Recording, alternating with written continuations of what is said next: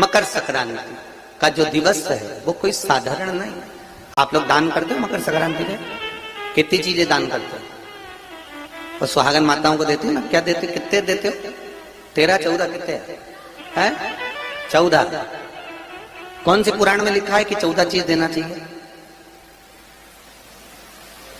अरे बोलते जाओ जरा जल्दी। बड़ी मुश्किल से तो पकड़ा ही नहीं आते हो तुम शिवरी नारायण वालों। 14 चीजें दान देना है।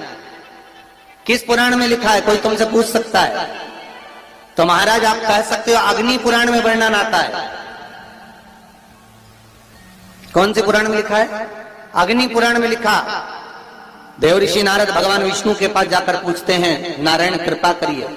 भगवान विष्णु ने पूछा क्या बात है, बोलिए। देव ऋषि नारद क्या चाहते क्या वो बताओ।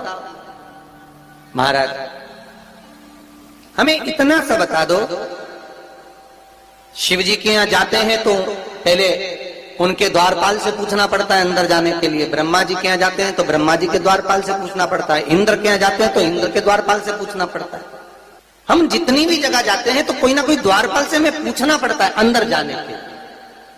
भगवान देवऋषि नारद कह रहे हैं नारायण से कुछ ऐसी कृपा कर दो कि हमें किसी से आज्ञा लेना ही नहीं पड़े। भगवान विष्णु तो उनकी बात को बस थोड़ा सा सुने और अंदर चले गए। नारद जी को लगा हमारा तो कोई जवाब ही नहीं दिया। नारद जी वहीं पर टिक गए, खड़े रहे, नाम जाप करते। विष्णु वापिस आए और देवऋषि नारद से कहा एक काम करो, जब सूर्य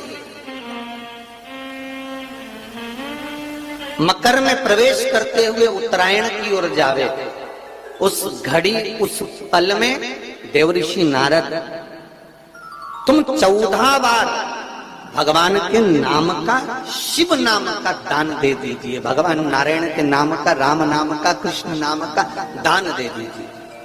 अब देखो यहां पर यह नहीं लिखा कि प्लास्टिक का डब्बा दो। समझ लेना जी हो अच्छे से कि लोगों ने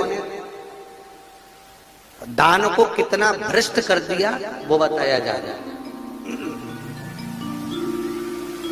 अग्नि पुराण में ये नहीं लिखा कि तुम प्लास्टिक की चाय की चन्नी दो 14, बाल्टी दो 14, या प्लास्टिक का डब्बा दो 14 है। यहां पर यह नहीं लिखा है कुछ भी हो। यहां क्या लिखा अग्नि पुराण में कि मकर संक्रांति के दिन जब सूर्य उत्तरायण भाव में प्रवेश करे, मकर में जावे, उस समय पर देवऋषि नारद तुम्हारे मुख से अगर 14 बार भगवान के नाम का दान 14 जीवों को दे आओगे तो किसी भी देवता के पास जाओगे तुम्हें परमिशन की जरूरत नहीं पड़ेगी, तुम डायरेक्ट प्रवेश कर जाओगे। डायरेक्ट। अब तुमको अगर वैकुंठ में डायरेक्ट प्रवेश करना हो तो बिना पूछे, तो उसके लिए कहा ही मकर संक्रांति पे दान दो। तो किस चीज का दान देना है हमारा? प्लास्टिक का डब्बा नहीं, बाल्टी नहीं, चन्नी नहीं।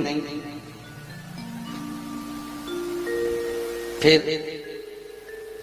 किस चीज का दान? तो कहा अगर देवर्षि नारद आप दान दे रहे हो तो 14 नाम का दान दीजिए। 14 जीवों को नाम का दान दे दो, भगवान के नाम का भजन करो। और अगर संसार के लोग दान दें तो किस चीज का? तो के अन्न से बड़ा कोई दान,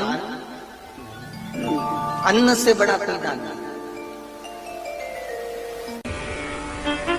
अच्छा कई लोग कहते हैं कि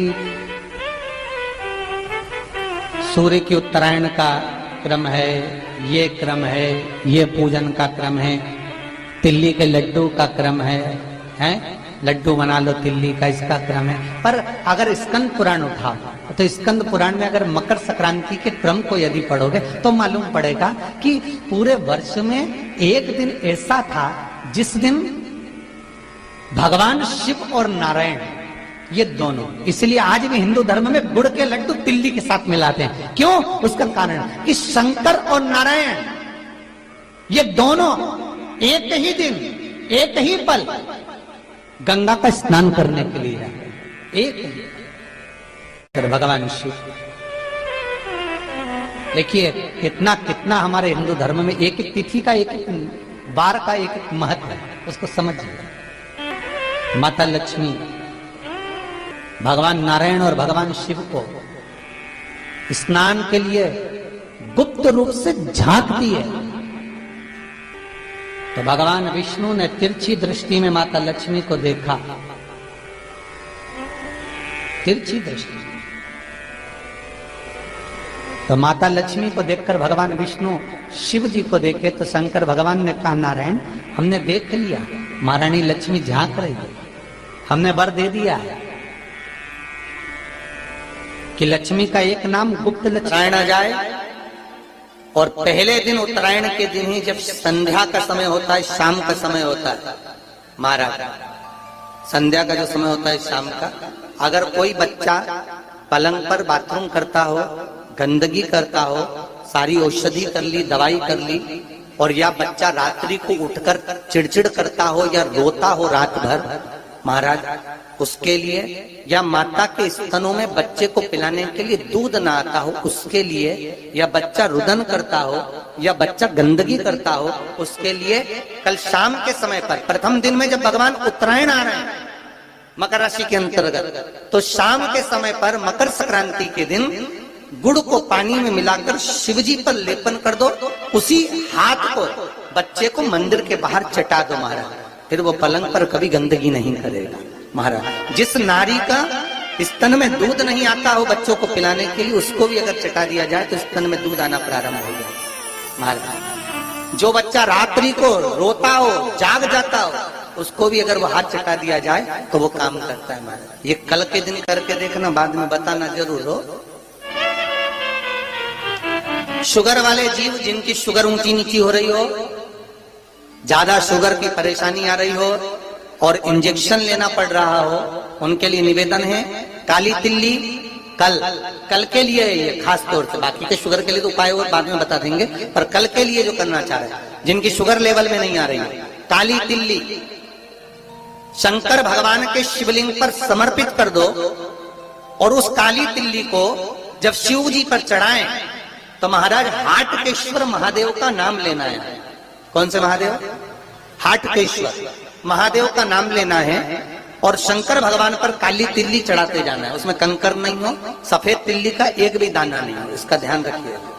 उस काली तिल्ली को चढ़ा दीजिए, हाटकेश्वर महादेव का स्मरण कर कर, किसी को जल ना चढ़ाने देना है उस समय पर जब आप शंकर जी को चढ़ाएं, और भगवान शंकर की हाटकेश्वर महादेव का स्मरण कर कर 108 रुद्राक्ष से मनके से माला जप लो, वहीं शंकर चढ़ी रहने ना तिल्ली। उसी तिल्ली को वापिस कटोरी में उठाकर लिया, 3 दिन तक लगातार उसको थोड़ा थोड़ा कर कर सुबह के समय खाली पेट खाइए, शुगर लेवल पर आ जाएगी महाराज, आपकी शुगर हाई ऊंची नीची नहीं जाएगी। हाटकेश्वर महादेव का स्मरण